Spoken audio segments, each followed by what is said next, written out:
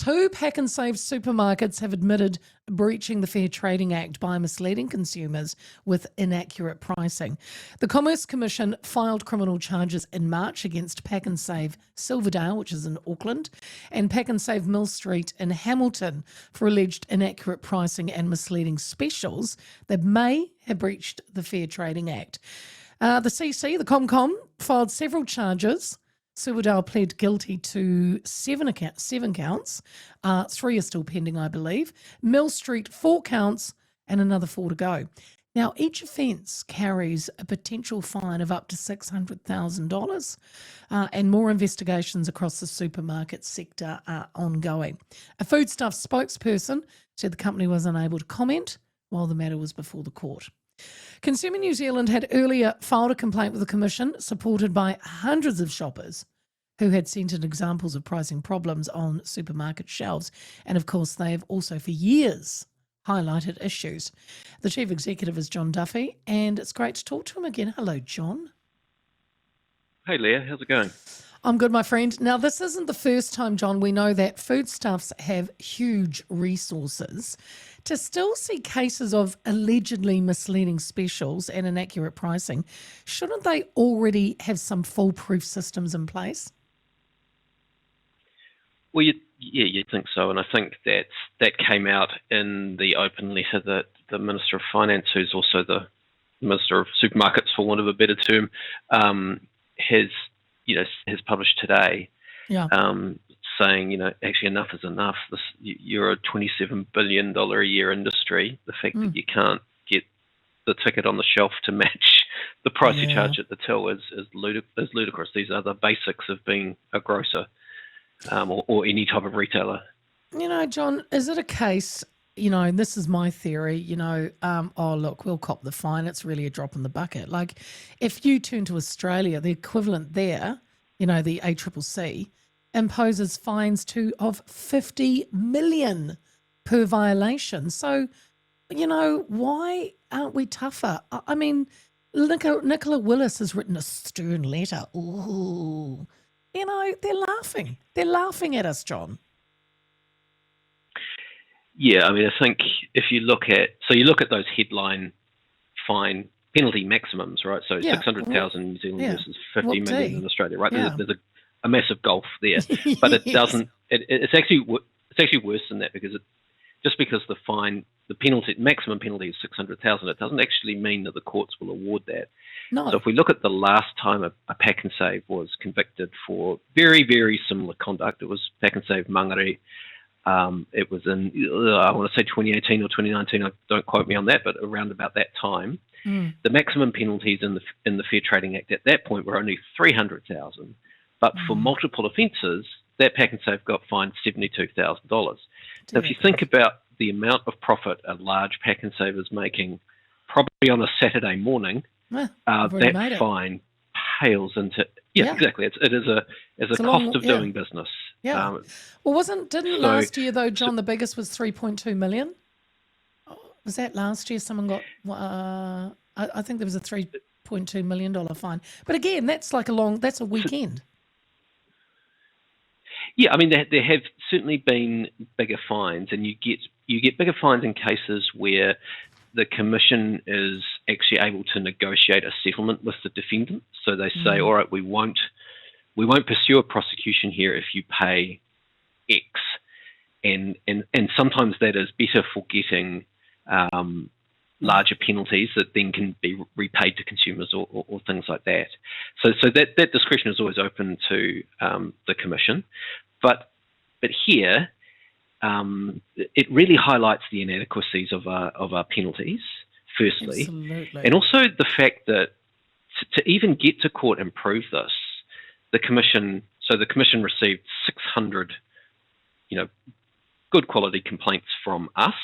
Yep. But it also needed to go and do its own investigation. So it needed to have its investigators go into stores and detect this type of offending itself. If you think of what the taxpayers probably forked out to prove this case, plus all the court costs and court appearances and all that kind of stuff, to to then only even have a maximum of $600,000 per charge, it's still woefully inadequate.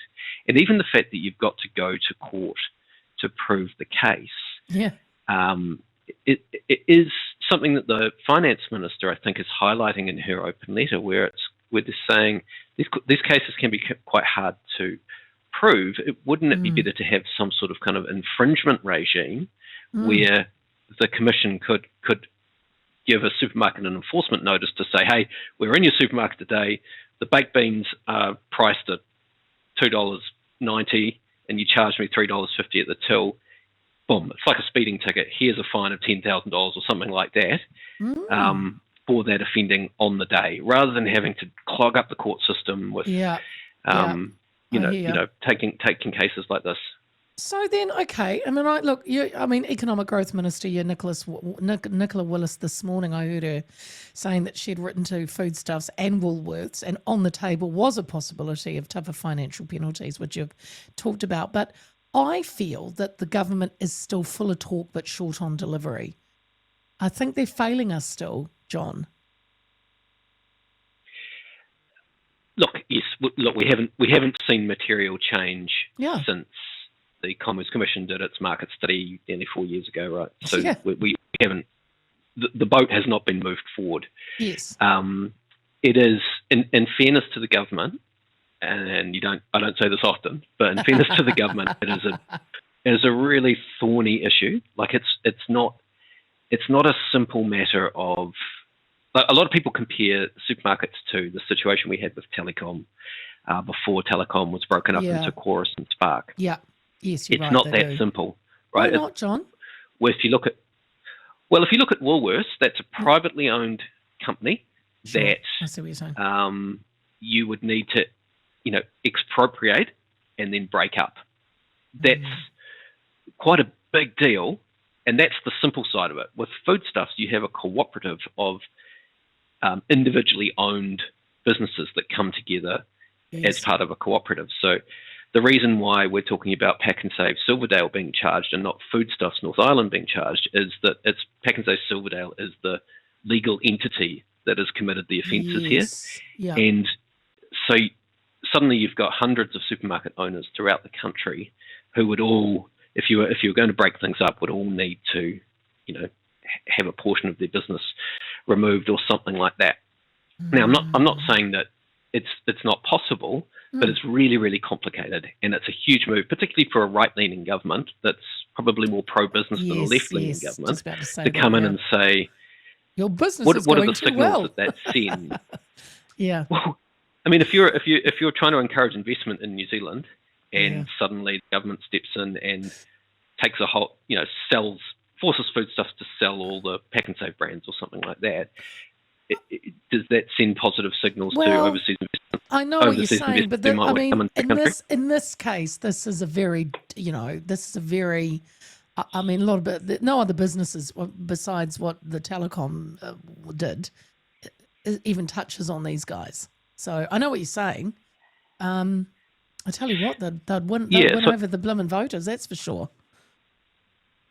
Well, that's right, and I think where it becomes a bit different for me is you have these essential services. So supermarkets, telecommunications definitely. I think electricity is a really topical one as well at the moment, where you have, with supermarkets and electricity, you have two markets that are broken. They are not working for New Zealanders, and New Zealanders are paying way more than they should for electricity and groceries. And we see a massive lack of investment from players in that industry. So we've seen, 15 years where the gentailers haven't built anywhere near enough generation capacity to satisfy growing demand. And as a result, supply and demand, prices go up. There's lots of other factors at play there, but that's a really central one. Yeah. And so if you go, well, you can't live in a modern society without electricity. Do we need to be thinking about these essential markets differently to probably what the market design was when it was deregulated back in the 80s and 90s, where we thought, okay, if we just make everything market-driven, commercial forces will find the most efficient way to deliver the services at the best price. Yeah. It hasn't happened. In fact, it's failed spectacularly in most areas. Yes. So my gut tells me it's really time to be revisiting some of those core principles that, the fourth Labor government based a lot of our deregulation on. Some areas it worked really well, others it hasn't, and we've had enough of a go at it now to realise that we might do something a bit different. Yeah. Hey, can I get your thoughts, John, on these mega supermarkets that are popping up? I mean, we've always had some big supermarkets, but Highland Park in Auckland just opened, over 6,000 square metres. Rolleston is about to open in October, about the same size, and I see we're about to get the biggest supermarket in New Zealand. That got the green light in Takapuna. That'll be 6,000. That's nearly 6,500 square metres. I mean, the grocery industry continues to boom. I'm blown away by how quick these are popping up.